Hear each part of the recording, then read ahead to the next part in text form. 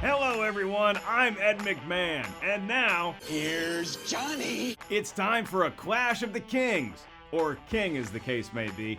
It Chapter 2 is heading into theaters soon, and to honor everyone's favorite googly-eyed clown, we decided to celebrate his creator, Mr. Stephen King. On this show, celebrations get competitive, so we're pitting King's best theatrically released horror film adaptations against each other in a winner-take-all bracket-style brawl. Get your popcorn ready, Georgie. Pop, pop.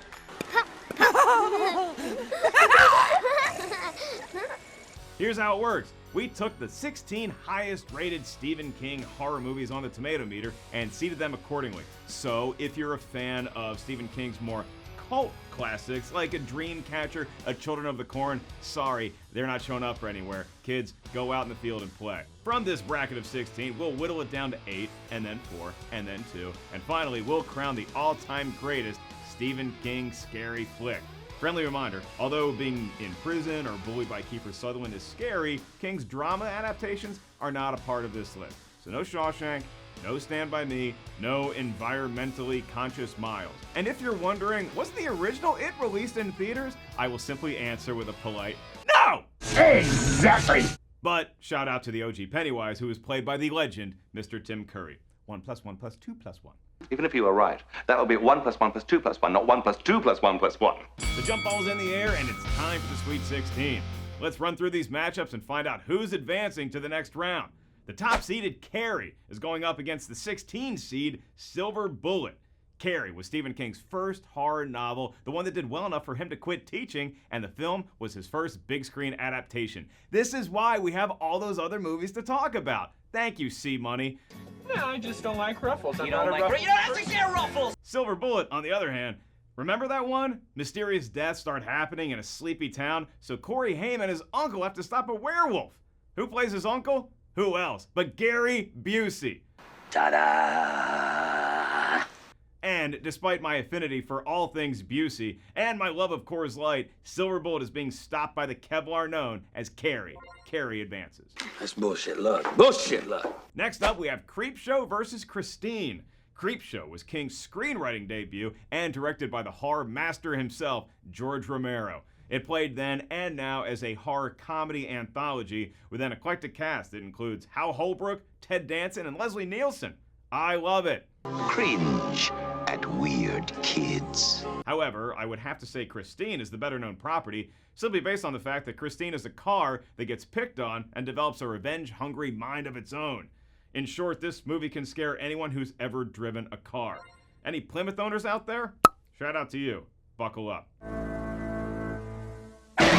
The next battle is between two more recent King movies, It from 2017 versus Pet Sematary from 2019.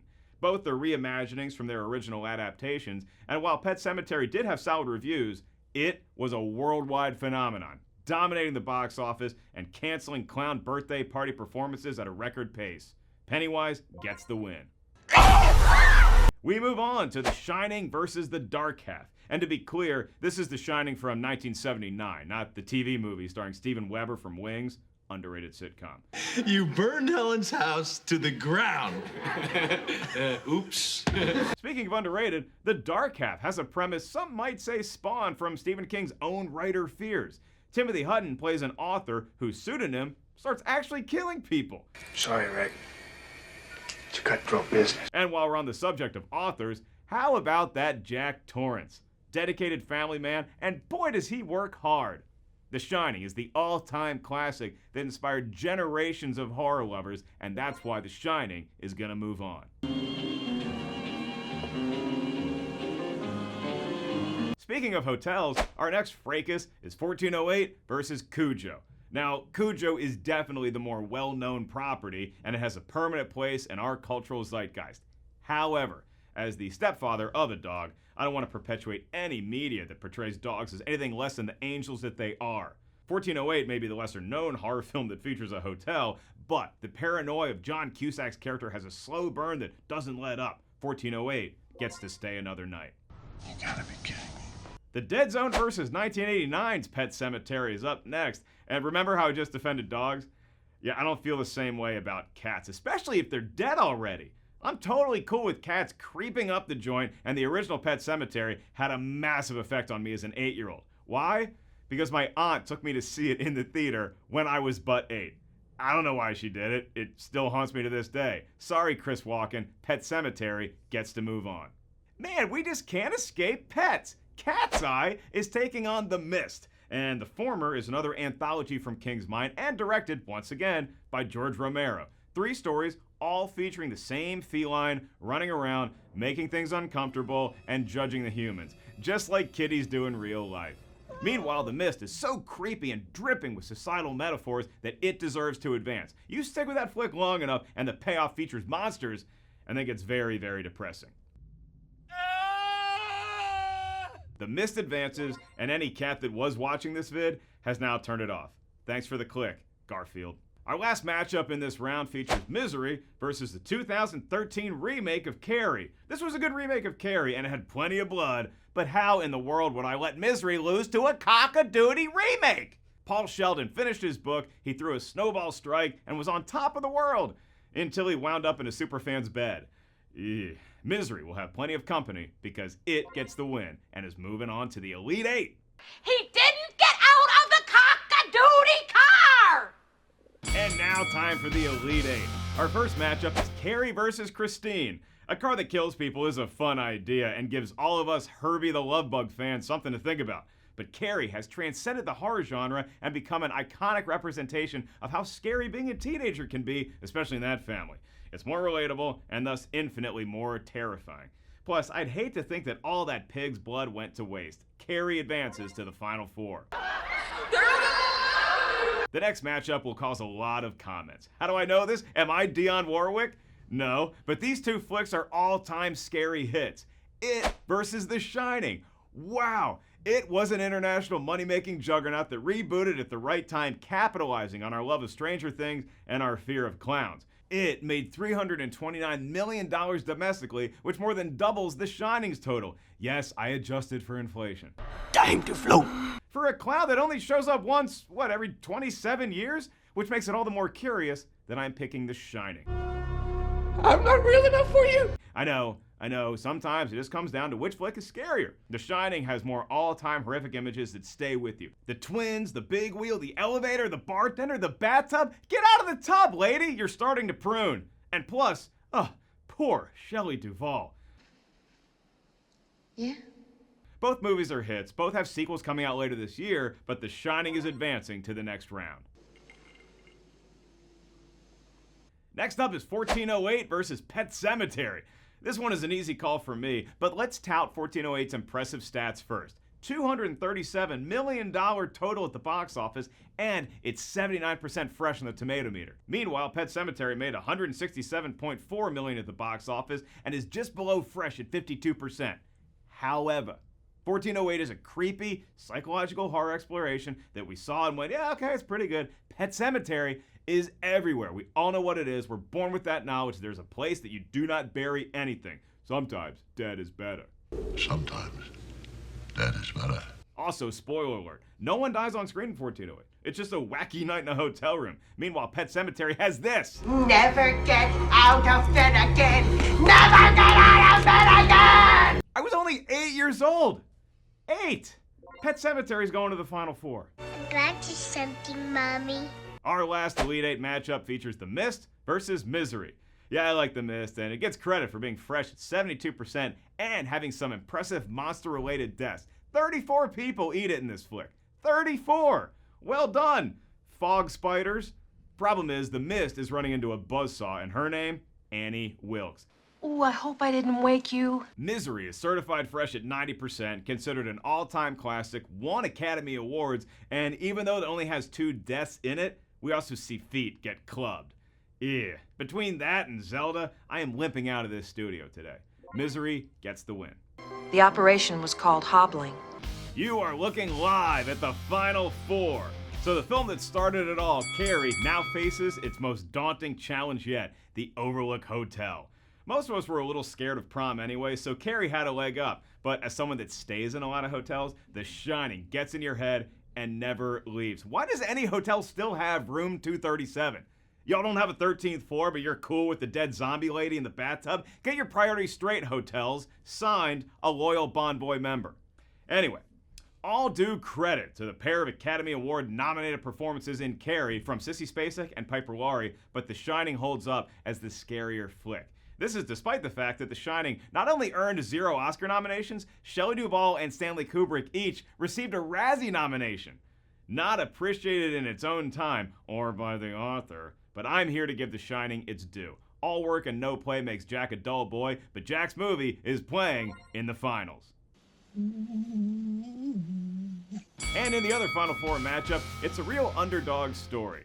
But you don't want to play with these dogs, or these cats, or anything else buried in Pet Cemetery.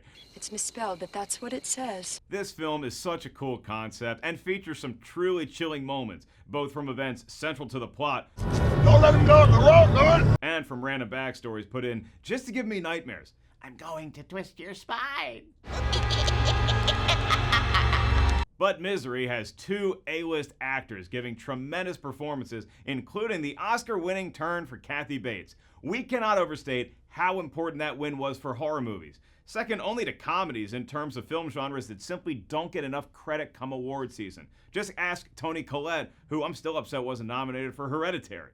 The film built suspense so well, has some viscerally terrifying moments, and gave us a villain for all times. I don't want her bitch! If there's a Mount Rushmore for movie villains, it's gotta be the Wicked Witch of the West, Darth Vader, Annie Wilkes, and Chet from Weird Science. You stewed, buttwad.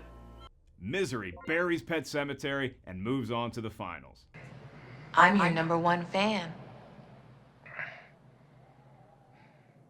And now we've arrived at the championship game. Stephen King's all-time theatrically released horror film adaptations. It all comes down to Misery versus The Shining. In this corner, we have a crazed author, and his opponent is someone who would probably love his books. Jack versus Annie. Snow versus, well, more snow.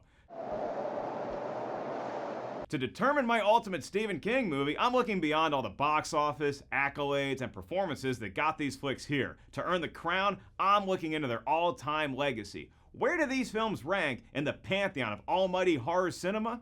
Misery was perhaps King's most prized possession, or at least the one he was most strict about optioning. He only wanted Rob Reiner to make the film, and that was only after Reiner did such a fantastic job with another King story, Stand By Me. Speaking of Rob Reiner, Misery's success was a reaffirmation that you didn't have to be considered a horror director to make a great scary flick. Reiner was coming off rom-com hits like When Harry Met Sally and The Princess Bride when he made Misery. But if you want to talk about big-time directors venturing into the world of horror, enter Stanley Kubrick. Despite the protests from King himself, The Shining has become a cultural touchstone that resonates with generations of movie lovers. For example, how about the extended sequence in 2017's Ready Player One that takes place in the Overlook Hotel? It's just another reminder of how truly scary The Shining is and how horrifying hotels can be at 3 a.m. If you see a bartender in the middle of the night in a hotel, it is a ghost. Go back to your room. A little slow tonight, isn't it? Misery is an undisputed classic scary movie. It features unforgettable performances, spine-tingling suspense wrought by Rob Reiner, and the film can claim what few horror movies can, Academy Awards. Meanwhile, The Shining has found its own place in the pop culture lexicon, and that legacy only seems to grow stronger with each passing year. To be one of the top films of both Stanley Kubrick and Jack Nicholson's legendary careers is no small feat. And now to declare my winner. Quick sidebar to heighten the tension. Barnes & Noble did a cool article that ranked the King horror movies in terms of faithfulness to their source material. Misery was the most faithful, and The Shining was number 13. Which makes it all the more nutty that I'm proclaiming The Shining as my winner. It's the scariest one to me. I know not to go driving during a blizzard on mountainous terrain, but to not stay at hotels? Come on, I'm a comedian. That's unavoidable. Tickets at markellislive.com.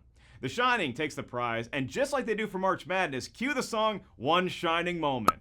You reach down inside. Anything you say, Lloyd. Anything you say.